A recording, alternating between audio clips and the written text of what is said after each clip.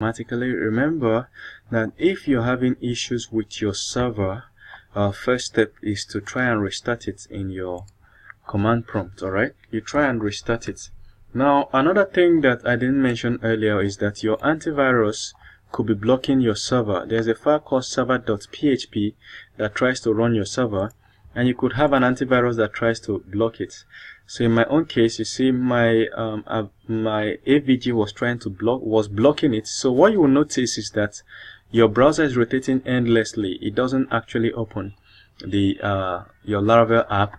So what you're going to do is to off your antivirus for the period that you're coding. Remember that once you're done, you should just get back the antivirus backup to keep your system protected.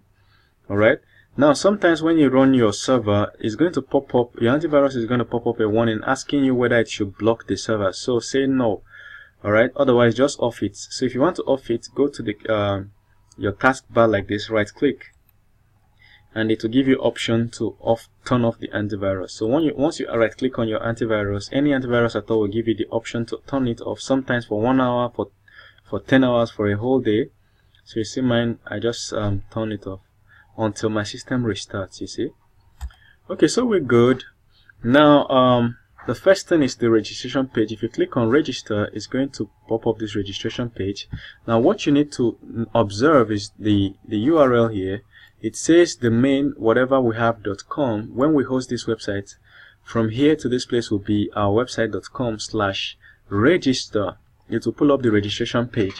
So we are going to create just one account that we can be using. I'll use my usual name as an account, email address, my normal email address, password. I'll just come up with a John Doe password.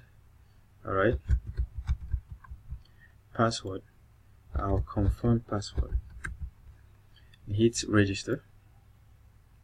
So it will naturally go to your submit the items to your database, do the registration, and log you in automatically. And guess what? We have this issue, and the first issue we have is that it says base table or view not found. Whenever it tells you this, look at the name that is here. This is the Laracon database. It's looking for a table called users. So whenever you'll see this error a lot, especially when you're still building, what it means is that it has gone to the database and searched and couldn't find that table in the database. So I'll show you what the solution is now. So we're on phpMyAdmin, click on databases. So let's find our database. We'll call it Laracon. Laracon, where is it? Laracon. You click on it. So it shows us Laracon. As you can see, no tables found. It's just empty. And the reason it's empty is because we've not told it to create any table for us. In Laravel, you don't come to the database here to create tables like you would do in normal PHP. You have to create those tables in Laravel and give an instruction to Laravel command prompt here to go to the database and create those tables. So I will see an example. The place you create, or the act of creating the tables right here in Laravel is called migration. Alright. So to do that, you go to database folder and go to migrations. So migration will help you create the database tables automatically. So what we have here is that when we ran the last command we ran, php artisan make auth, what happened was that it created these migrations for us. You see, in the migrations we have users. It created users ID field, username field, created email field, created email verify that when if the person goes to their inbox to verify the email, and created password field, and remember token and all. So it also created a password recovery process in case somebody lost their password. Very nice, very nice. Okay, so now we have to run a command to tell Laravel to create this. Alright, we're going to run this command several times, but I just want to get past the first one so you understand how it works. To do that, we're going to run the migration command. So we're going to do php artisan make migration. Then we tell it migrate. Oh, sorry. Since what we're going to do, php artisan migrate. Since we already have migrations, we just want to tell it, hey, go to this place, copy whatever is here, send it to a database. That's what this command does. So it's going to be done in a few seconds. But if you want to read more about migrations, we have an error, we're going to fix it, don't worry. If you want to read more about migrations, which I advise you should do, you should just go to Laravel website, laravel.com. Then you go to documentations and find migrations and read about it. If you read about migrations once, it will help you to understand all the things that are possible with migrations, so that if you ever have any problem, you know exactly where to consult. So I'm just taking you through the documentation. You just go straight to, I think it's in Eloquent database migrations, you see. So in the under database, if you click on migrations, it's going to just show you a whole page about migration. Just take your time, just read through, just scan through to see what's available, what's obtainable. It's very important. If you do this once, it's going to save you a lot of time learning Laravel. In fact, any topic I introduce, just go to this documentation and just scan through everything on that page. It will save you a lot of time, so you know what's obtainable and what's not obtainable. Okay, so the error we had is simply saying that we need to do something. There's a setting that you always need to do in Laravel. It says SQST syntax error, access violation 107 specified key was too long. So we need to go fix it. User email unique. So we just need to go and tell Laravel how to extend this. But in case you're facing this error, instead of me just showing you, just Google it. Syntax error, access violation, specified key was too long in Laravel. Cool. Just copy this. Remember that when you press Ctrl C, it's going to do this funny restarting of the thing. Go to Google, paste it. Usually the first result, search result, has the solution. All the way from Laravel 5.4. To tell you that this is a common error with all Laravel installations. This is a common error with all of them. And if you look at this search result, you see that I'm the second result. I just showed how to do that. So mine is ranking number 2 on YouTube, my own results. So if you go to Laravel 5.6, you will see exactly how to do that too. So I've opened this. So the way to do that is simple. We just copy just a single line of code. Come here. This is the error.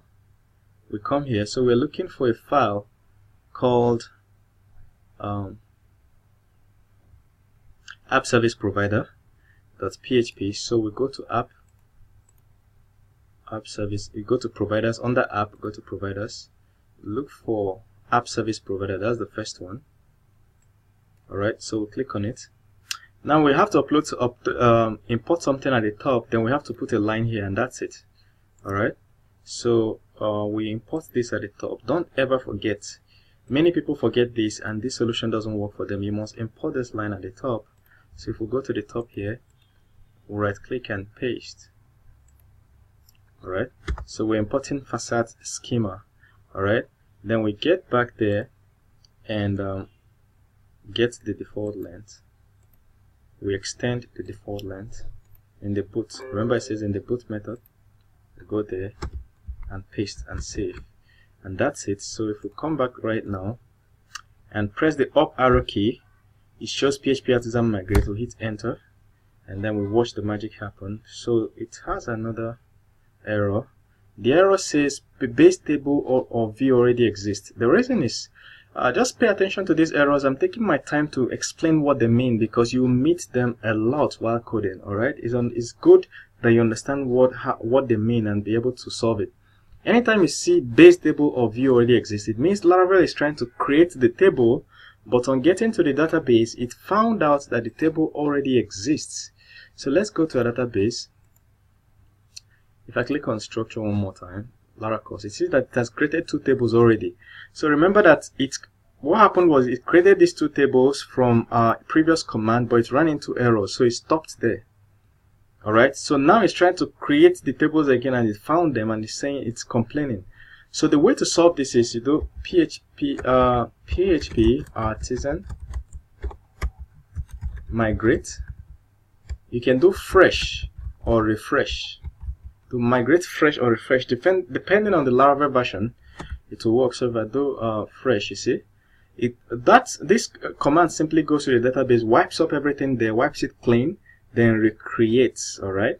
So if we now refresh this place, we're gonna see 3 tables. You see, it's complete now, no errors, everything just runs smoothly. See, beautiful. Now we can try and sign up. So we go to our Laravel website, our Laravel app. I'm still looking for it. Okay. So remember, we ran into this error before. I'll do reload. Yeah, continue. It will try again, but this time it will succeed. Beautiful. You see, we're logged in, and look at what's happening here. Is Dave was hello, and it's giving me the logout option which works. This is dashboard that says you are logged in. I know you know this page. Look at, if you want to know the page you are on Laravel, it's called route, and if you want to know the page you're on, you just have to look at the URL. Now we're seeing that is a /home. Of course, if we want to know, what we have to do is just come to routes, go to web.php, and we'll look for the route that has /home. You see, /home, it's in home controller index. This is the function that controls what is displayed. So if we go to app controller, go to app, and go to HTTP, go to controllers, we'll go to home controller. Now we're looking for the index function. You see, the index function simply calls a view file called home, and what we just have to do is just come all over to the bottom, go to resources, go to views, and we find home. You see, home.blade. So you see, you are logged in. So let me just change this to show you, to prove to you that this is what is there. You are logged in now. I just changed it. If I come here and reload, you are logged in now. You see, that's beautiful. So let's test the logout function. We click on logout, and then we wait a few seconds, and then it's logged out. You see, now it's logged out. It's showing us register and login. This is beautiful. Now we're going to go into actually building what we have to build. All right, the migrations. That's how you build what you have to build. So you guys, how are you doing? It's your boy Dave Partner. So what's happening here is this may not be exactly bright as I wanted it to be, but this is a rough sketch of the database that I sketched before starting this course. All right, so I just want to quickly run through it so you understand what we're trying to do. It's not very clear, but it will give you a general idea of where we are heading to. All right, okay, so right here we have we are going to create a users table that will have email, first name, last name, password, gender, date of birth, is subscribed, so we can monitor if this user is subscribed. Then we can have courses, a courses table that will list all the courses. Each table will have title, description, and probably an amount, discount, user ID, and of course we can have like a profile picture. All right. So if the videos, the way we want to build this course is that we upload the videos on YouTube, and then we reference them on our platform. So we don't actually handle the video uploads. The video uploads are being done on YouTube. All right. Then we reference them on our platform. We just use their YouTube API to pull them into our platform. Okay, so that's how you have about instructor, playlist, created, modified, number of subscribers. So these are the things we have, details we have about the course. Then we have a subscription table. This table is supposed to track which user subscribed to which course, and that's just it. And then we can have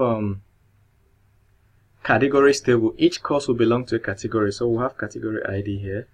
Then we have payments table to track which user made which payment, what amount, and when. We're gonna do that. Then we have comments. Each course will have a comment underneath it, so people can just come underneath the comment, each course, just like you have on YouTube, and make comments. All right, and that's it. This is just an MVP, basic stuff that will teach you a lot about how these things work. So we're gonna do that right away, and we start with the users table by modifying it. We're going to add first name, last name, password. So this is going to be our guide. We're going to add gender, date of birth, and to know whether the user is subscribed. So here we'll go to database resources, databases, migration, under users migration, I know it's user migration because I can look here and see that it's create users table. That's how I know it's user migration. Another way to know it is what is here. What is here is users. So it's bearing the name of the table in the database, you see. So here we're going to just add gender. We're going to change. So this is her first name, last name. Alright, last. So in migrations, if you read that page I showed you on Laravel, you will see you will learn when to use string and when to use timestamp and so on and so forth. But I'll be explaining some of them as I can while doing this. So the email, your email is string and it must be unique. First name doesn't have to be unique. Last name, okay, we have to make it nullable. Nullable.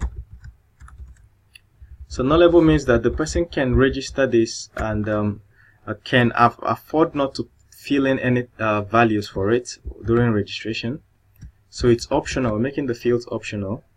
Okay, email is not optional first, and name is not optional. We have timestamp it's optional. Password. So we're going to do for gender too. Do gender. Gender is string. Yeah, you just choose any gender you want. So we're going to enter default value. For gender, I think we can leave it, or we can just leave default value. Can make it male. If you don't enter any gender, we force you to be male. That's how we roll. Okay, so we have gender. Then we're going to have which other thing? This will be our guide. Date of birth and is subscribed. So date of birth is going to be a date time. So we do table date, and then we're going to do date of birth, and it's going to be nullable. So it's optional to fill. So I want to put the important ones at the top. So once somebody enters their name, they should enter their email straight up. And then all these other ones are optional. Gender, male, date of birth. And we want to know if you're subscribed. We can do table is. Oh, we can do tiny int. Tiny int. If you don't know what tiny int is in PHP, it's the kind of character type that you use to check whether something is true or false. It can only bear. It's usually only bears 0 or 1. So in tiny int, it's nullable, but we're going to set the default. Hope you're seeing what I'm typing. Even though it's nullable, we're going to set the default to be 0. 0 means the person is not subscribed by the time they are registering. Default, I'll put 0. So it's a tiny int. Tiny int, the field name will be is subscribed. So we want to know whether this user is subscribed. If they are subscribed, it will read 1. If they're not subscribed, we programmatically set it to 0. So when you're signing up for the first time, it should be 0. Alright. Now, just remember that if you want to learn all those character types, once you're in migrations, you can just scroll all the way down and you start seeing it. You see, you have big ints. It's under which available column types. So you see big increment, big integer, boolean, date time, and so on. You see a lot of them. So we just used date for the birthday, all right, and double. If you want to do money, you can use double, decimal. You see, a lot. All right, I think this basically sorts our problem. Now we're going to go to the next table, and we have to create the next migration. And to do that, we have to come to our command prompt. We can do php artisan make migration. Then we're going to say create users. Okay, the next table we want to create is courses.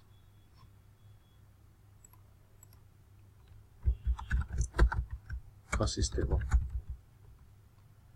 So that is just the way to do that. So of course, if you want to read more about it, you just come to the migrations page on Laravel, and you can see that right here, that's what is being taught. PHP Artisan make migration, create user table. As you can see, I'm not making these things up. It's all on the documentation. So that will help you create user table. So if we get back right there, right here, we can hit enter. Remember that the courses, all your table names in Laravel must be in plural and must be all small lowercase, all of them. So we've created a courses table, a courses migration. Then we can go and code into the courses migration. So if you look here, you'll see that courses migration has been created. If you click on this, you see that it has written some things for us. Now we can start coding. Now we can start something like table. What is the first thing about the course? It's title. You can do string title, and now we're going to give it, is it nullable? It's not nullable. Is there anything default? No default. So the user must enter the course title. Then we'll do the description.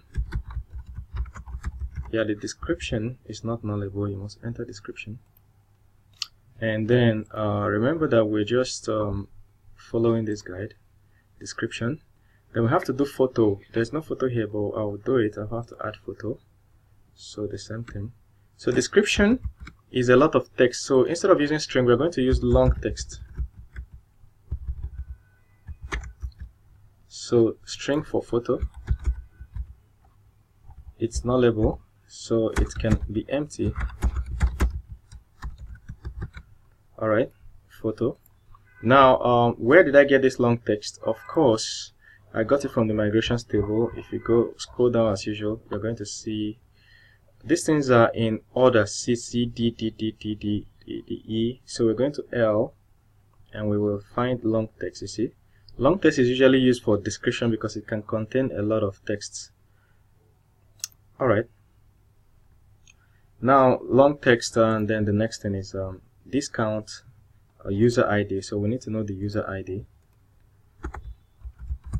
Table string user ID. User ID is not string, it's integer.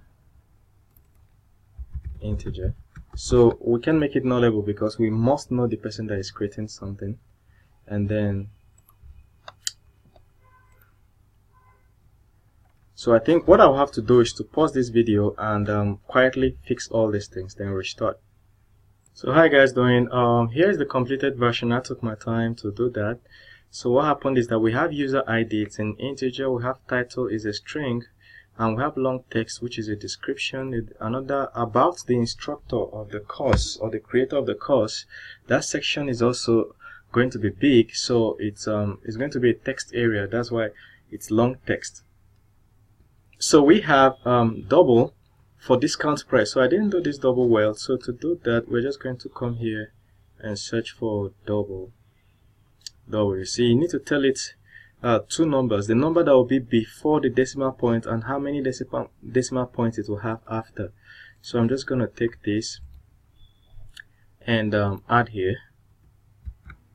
So this is basically, for instance, if we type $1,000.86, alright, it means there are four numbers before the decimal point and after. So if I want to capture numbers that are less than 10,000, alright, you know 10,000 is now 5 numbers, but 9,999 is the highest 4-number word in the world. So we're just going to put this to 4. You see, if we put this to 4, this is the highest possible number that can ever be here. Alright, so usually I think the maximum I've ever seen for this is 10 numbers before the decimal point. You can always have more. Alright, so then after the decimal point, the highest number you can have is 2. So I think for our system, this just makes sense. 10 before and 2 after. I think it's okay, it's cool. Alright, so now we have 2 of them sorted. Another thing we can look at is the playlist URL. Remember that we said that our playlist is we're going to just put the playlist URL here, and we use our software code to go to YouTube and automatically fetch the whole videos in the playlist. All right. Then secondly, we need the view count. We need to know how many people that have just opened this course. So if somebody just views it at all, we need to know how many people viewed it. All right. Then we also need to look at the subscriber count. How many people have actually made payment to subscribe to this course? We need to know.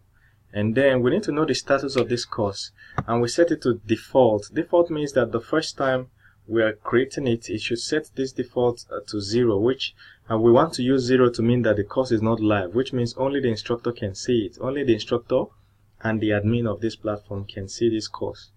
All right. Once it goes live, then this will turn to 1. So the status will be 1. Once the status is 1, everybody else can see it. So we have photo, of course, in case we need to add a picture or a screenshot or whatever for the course. This is it. It's going to be string. And then we have soft deletes. Now soft delete stands for deleted at. The field it will create in the database is called deleted at. This will be the name of the field. But what soft delete does is that if you have soft delete in any platform, it means that when something is deleted on that platform, it doesn't actually delete. It doesn't realistically delete. What happens is it's just that it is turned off. All right. So like in Facebook, if you're using Facebook today, when you delete data, it doesn't actually go. They don't let you delete that data. What happens is that data is hidden from everyone else except Facebook admin. All those items you thought you deleted, Facebook admin can still access them and see them. But you cannot see them, and every other person on Facebook, every other user will not see them.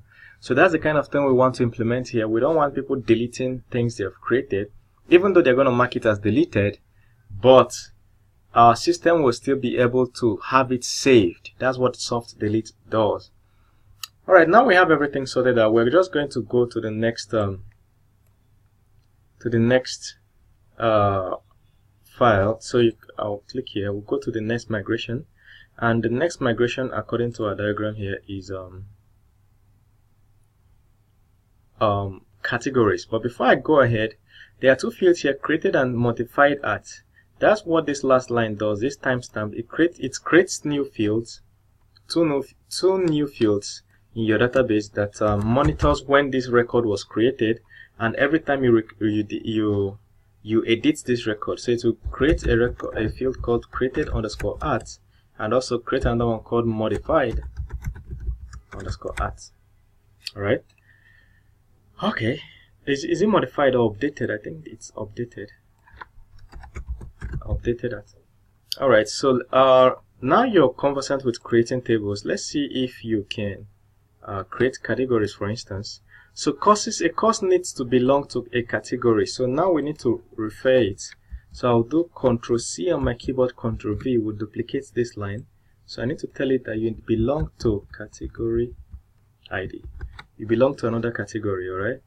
Every course must belong to a category and must belong to a user. That's what it means. So now let's create a category table. We go to the migration. We go to migration. Press up arrow key, and we see the last one we did. So now I'm going to change it to categories, or course categories. Let's call it categories or course categories. Categories. All right, hit enter.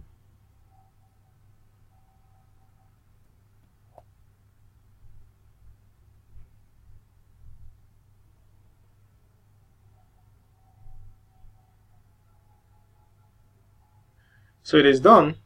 We now have a course categories migration. If we check here, we will see it. You see courses categories. So if we come here, we're going to fill in what's going to be in the category. All we need is to see the category name table.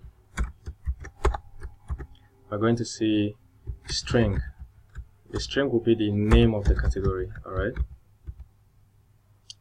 And it's not nullable. Then we do the same thing for the description of the category. We're going to call it long text description.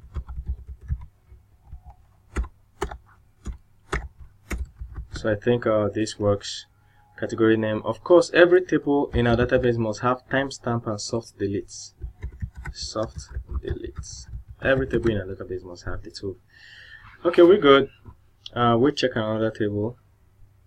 Okay, this category, we need to know how many people that viewed the category.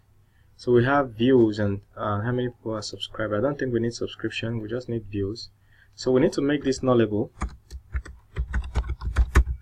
So it will be optional to fill. So we can also do the same thing with views.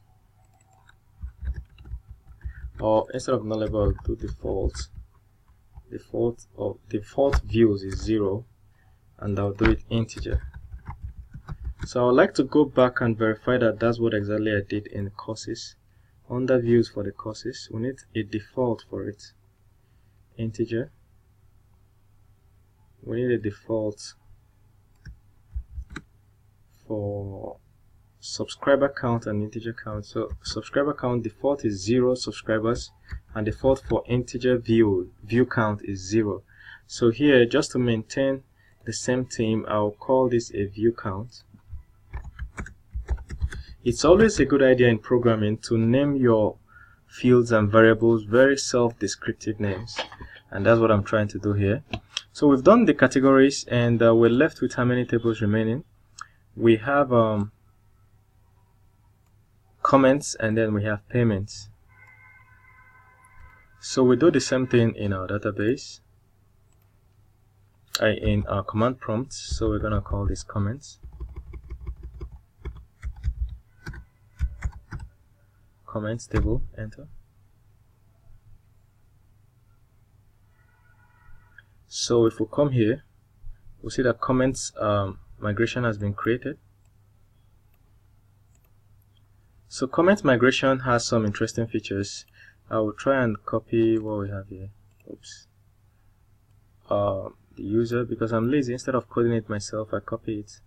So we'll go to comment migration, put user ID. So number one, we need to know the user that is making the comment, right?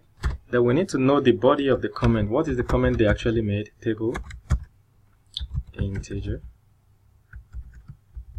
not integer, it's gonna be long text. Long text. And we want to know either comment or body. I'll call it the body of the comment. Body. And it's not nullable. None of them is nullable. Okay, is there another thing we need in comments? Yeah, soft delete. Everything needs soft delete. Everything in life needs some soft deleting. Alright.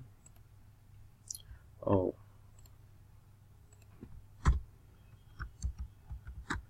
soft delete. So it turns out we also need to know the course where this comment was placed, and we can do the course. Where is the course?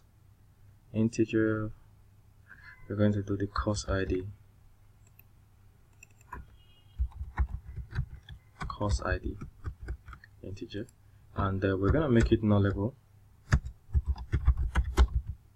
The reason we're gonna make it nullable is because the comment could maybe not on a course, but maybe on a, let's say, on a category. Category ID. So let's say they are on a category and they want to request for a special kind of course or tutorial or whatever. We just want to see it there, right? Okay, so I think everything makes sense so far. Everything makes sense. Alright, we still have something left. We have the items. I call them items instead of videos because a course may be made up of something that is not a video, right? A course may be just a write-up. So I'm just going to call it items. The items belong to each course. Well, just picture it as a course will have many videos, alright? Each video is an item. Or a course will have many articles. Each article is an item, alright? So we have to create the items and tie it to the course, and then we go ahead. The way we're going to do that is to come here, our usual way, then we call it items. These are things that belong to the course, whether they are articles or whether they are whatever.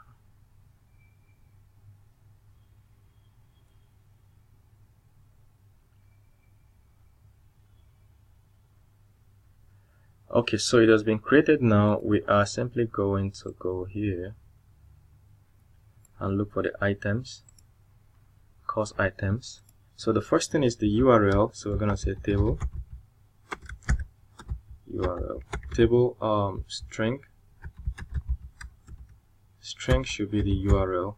If there's something we're going to reference from somewhere, I'll call it nullable. If it's a video, we just need to reference where it is on YouTube or wherever we're fetching it from. Okay, maybe it could be a reference. Maybe somebody has finished teaching a course, they just want to give students references. That's okay. Then we can have description too. Ctrl C, Ctrl V. So we can have description here. I'm going to call it long text. Long text, capital T. Yeah. Then we have description. Description is nullable too, so it's okay. And then do we need any other thing? Maybe we need to know the user that added this, just for fun. Ctrl V, we can do user ID. And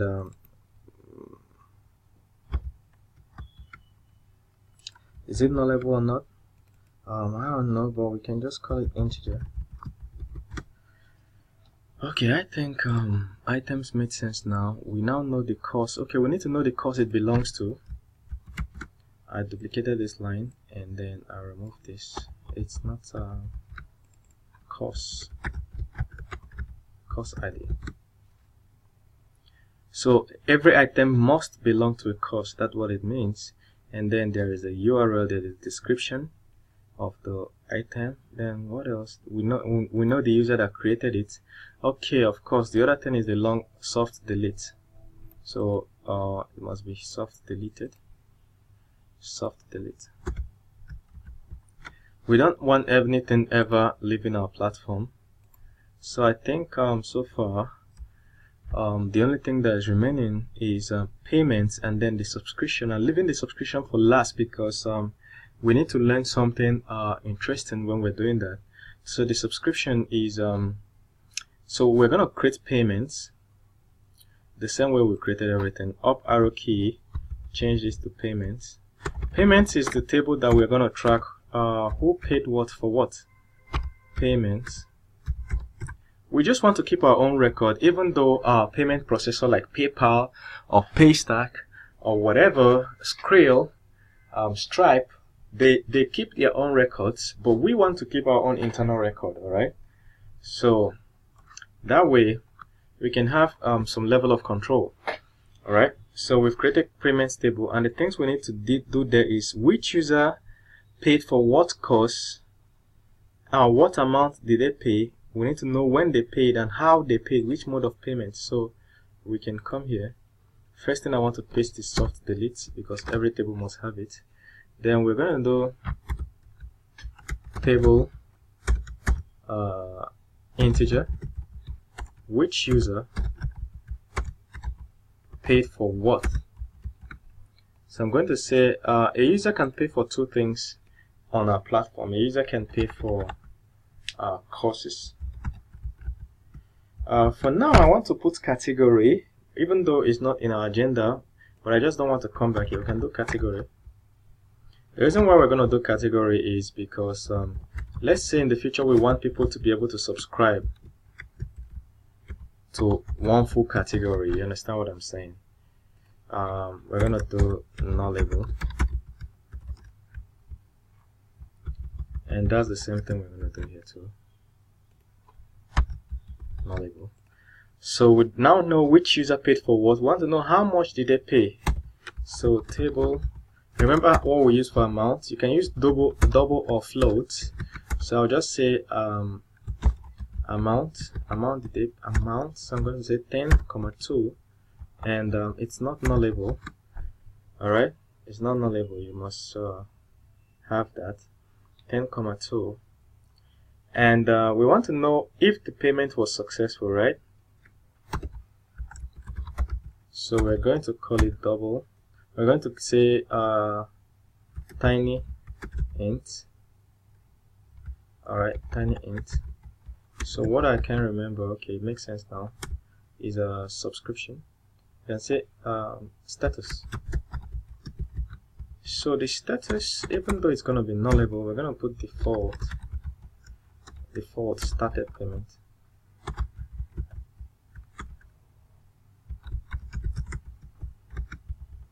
So what we're trying to do here is, let me put other types of status.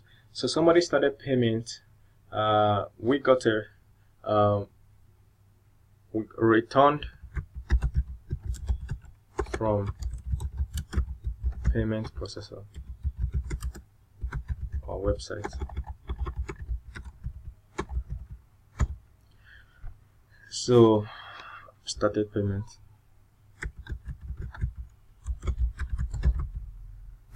So these are the different statuses we want to know. We want to track at each stage. You know, payment is a very tricky thing. Somebody can go through a payment halfway and abandon it, and then they come back to claim that the payment went through. Okay, or maybe the payment went through, but the payment processor, their system might fail to tell our system that the payment has been done. Now this person's money is hanging in the mid-air, you understand? So what we want to do is that once you initiate payment on our platform, we start tracking it immediately that you've started payment, you've gone to the checkout page, you've entered your credit card, you've done this, you've gone out of our website to go process the payment with PayPal. And when PayPal gives us a return of your information, we can now say, okay, PayPal has confirmed that you made payment. So we keep updating this status. So if you call us any day to tell us that your payment failed, we can simply see what transpired and where you quit or where you stopped. All right, it's usually a good thing to add when building payment processors. So what I can tell right now is why this one is being highlighted. Why is my editor highlighting this? Everything works well. Okay, so I'm gonna just ignore this because I don't think I have any error. So we now want to know mode of payment and the payment processor, right? So we're going to know mode of payment, whether it's card, cash, or whatever. So here I'm going to do table string mode of payment. All right, mode of payment will be nullable, but at the same time it will be card, cash, or what else? I don't know, transfer, online transfer, and so on. Remember that all these details will be kept by a payment processor, but we want to keep the record too. So finally, the next thing we're going to do is just to check the payment processor.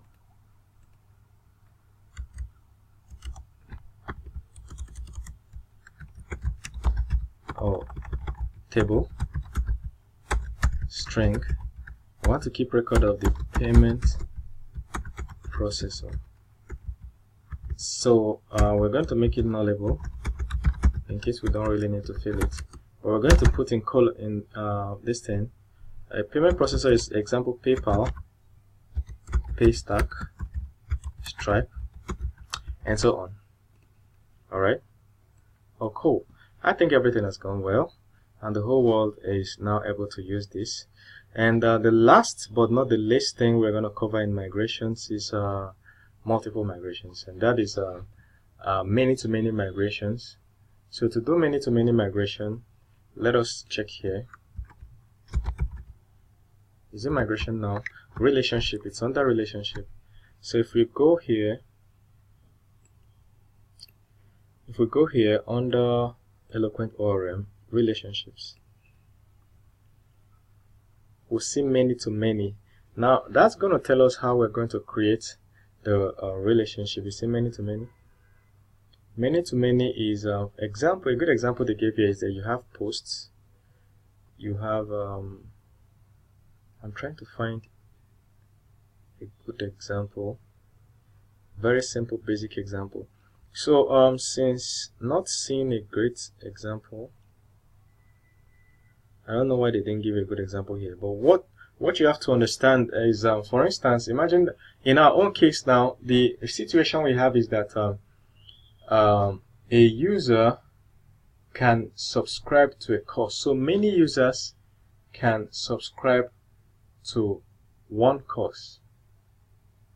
Alright? And many courses can be subscribed to by one user.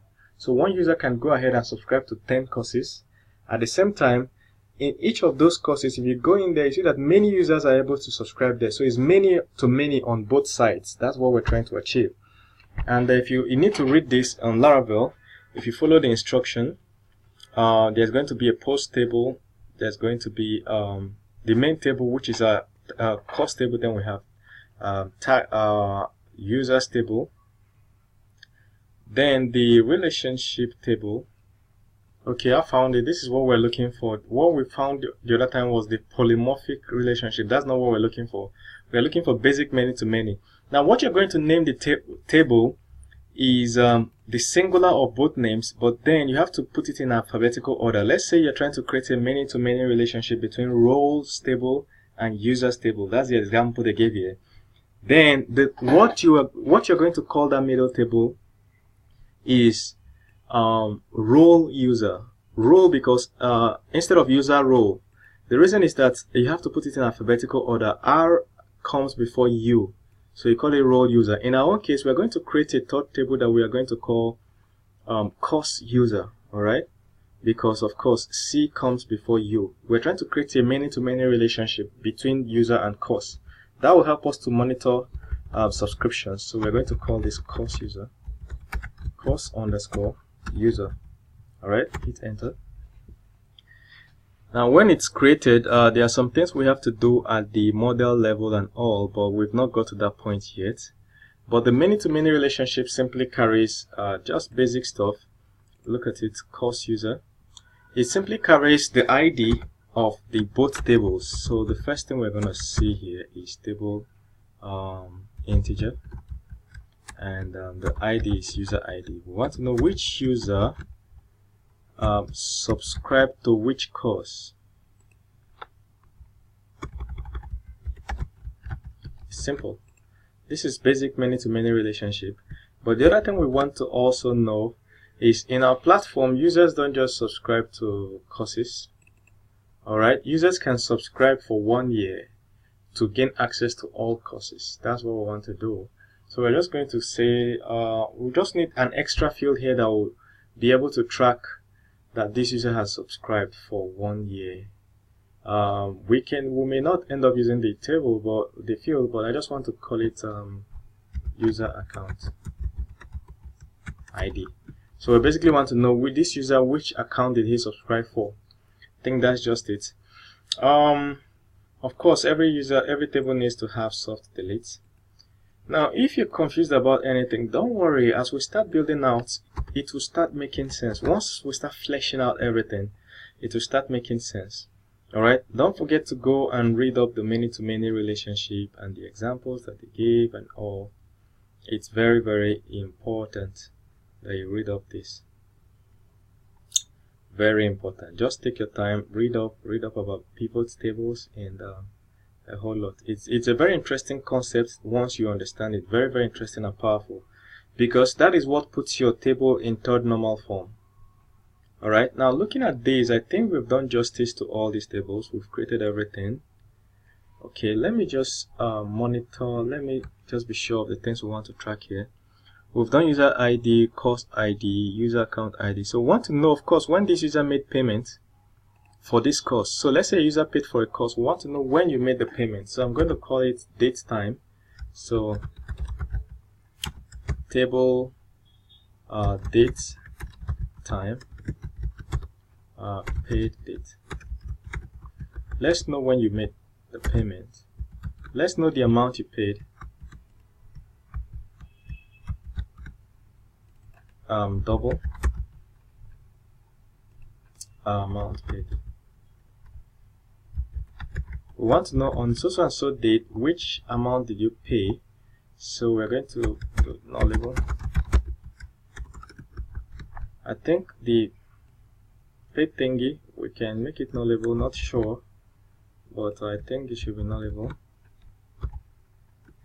Paid date, no, I don't think so. The frequency of the subscription, so we want to know expiry date, expiry date. So we want to also know the frequency. This is going to be string frequency or plan. Think plan frequency. Plan can be monthly, yearly, quarterly.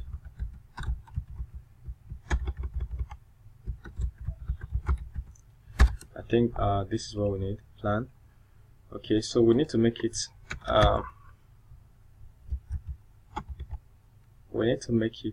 or lifetime. Yeah, plan can be lifetime. Lifetime. So we need to make it nullable.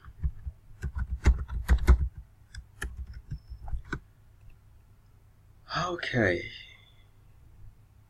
I think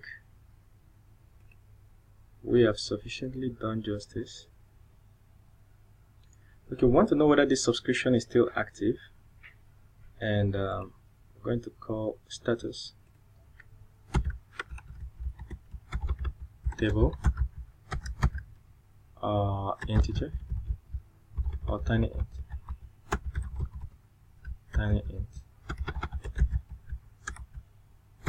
status by default, once the subscription is on, should be 0 when it's being created, but when it's being created it should be 0, but once the creation is done, we use software function to make it to be on. Okay, then a good status 0 means it's off, 1 means it's on.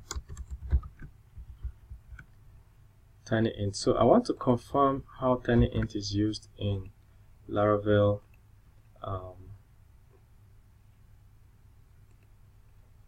migrations. So just to be sure I'm not making any mistake, under tiny int, under st, we have tiny int. So it is actually called tiny integer. That's what it is called. Instead of tiny int, tiny integer. Now I'm going to have to go back and fix everywhere we have tiny int.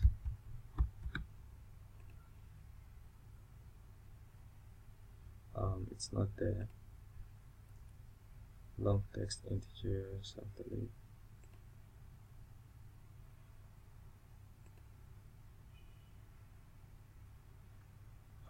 I'm just looking for tiny integer.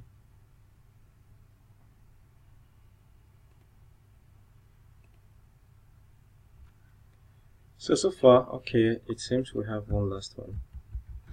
So I think we're generally done with this, and I hope you enjoyed it.